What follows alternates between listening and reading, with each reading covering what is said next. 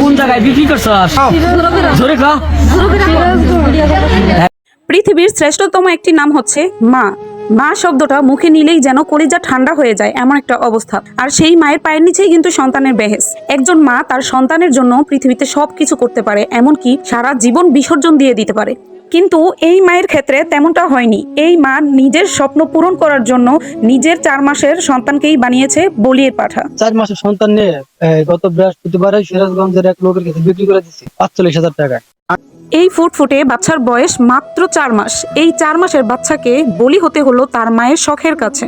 নাকের ফুল, নূপুর আর মোবাইল, এই কয়েকটা শখের জন্য ৪৫,০০০ টাকার বিনিময়ে এই বাচ্চাটিকে তার গর্ভধারিণী মা বিক্রি করে দিয়েছে। এইদিকে 4 মাসের বাচ্চার কাপড় নিয়ে বসে কান্নাকাটি করছে বাবা রবিউল। সে যে কোনো কিছুর বিনিময়ে তার বাচ্চাকে ফেরত চায় এবং সাথে শাস্তি চায় যারা তার বাচ্চাকে বিক্রি করছে, তার ওয়াইফের সাথে যারা যারা জড়িত ছিলেন। আমি আমার ওয়াইফের বিচার চাই যে এই ভুলটা কেমনে করলো, আর আমার বাচ্চা আমি ফেরত চাই। এই কেমন মা শুধুমাত্র নিজের স্বপ্ন পূরণ করার জন্য, নিজের ইচ্ছে পূরণ করার জন্য ৪৫,০০০ টাকার বিনিময়ে নিজের 4 মাসের বাচ্চাকে, নিজের নারী ছেঁড়া ধনকে কিভাবে বিক্রি করে দিল অন্যর কাছে। আর সেই ৪৫,০০০ টাকা দিয়ে সে তার নাকের নথ, পায়ের নূপুর, হাতের মোবাইল ফোন কিনে নিল।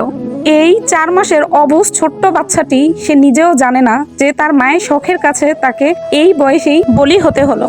সো এভরিওয়ান, আপনাদের কি মনে হয় এই ধরনের মাকে কি ধরনের শাস্তি দেওয়া উচিত? অবশ্যই কমেন্টের মাধ্যমে জানাবেন। আর হ্যাঁ, অবশ্যই ভিডিওটি বেশি বেশি করে শেয়ার করে দিবেন।